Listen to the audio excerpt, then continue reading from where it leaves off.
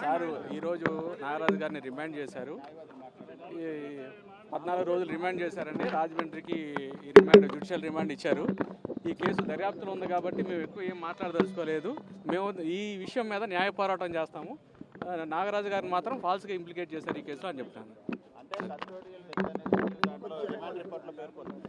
వాళ్ళ ఇన్వెస్టిగేషన్లో ఏముందనేది మేము దాన్ని పరిశీలిస్తున్నామండి. ఎంతవరకు మాకు న్యాయ పోరాటం చేయడానికి సిద్ధంగా ఉన్నాం. వాళ్ళు ఏం రాస్తారో పరిశీలించి దాన్ని బట్టి మేము తర్వాత నిర్ణయం తీసుకుంటాం. రిమాండ్ రిపోర్టు పూర్తిగా వేయలేదండి. వాళ్ళు ఒక 17 మంది సాక్షులు మాత్రం విచారించారు.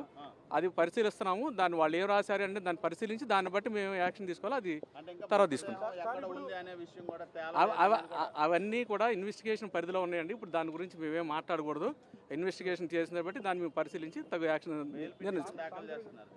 చూస్తాం, పరిశీలిస్తున్నాం. ఎప్పుడు బెయిల్ పిటిషన్ మూవ్ చేయాలనేది కూడా మేము పరిశీలిస్తాము. దాన్ని బట్టి తగిన సమయంలో మేము మూవ్ చేసే అవకాశం. ఓన్లీ ఇదేంటే కన్ఫెషన్ మీదే ఈ కేసు నమోదు చేశారండి. సరైన సాక్ష్యాధారం లేకపోయినా ఈ ఫాల్స్గా ఈ కేసులు ఇంప్లికేట్ చేశారు. రిమాండ్ సందర్భంగా ఏదైనా సరే అక్కడ ఫ్రేమ్ ఆఫ్ ఫేసి ఎలిగేషన్స్ ఉంటే మాత్రం జడ్జి గారు తీసుకునే అవకాశం ఉంది. కానీ మేము అన్నీ కూడా న్యాయ సమీక్ష చూస్తాం. దాన్ని పరిశీలించి ఏం చేయాలని తదుపరి నిర్ణయం తీసుకుంటాం. అది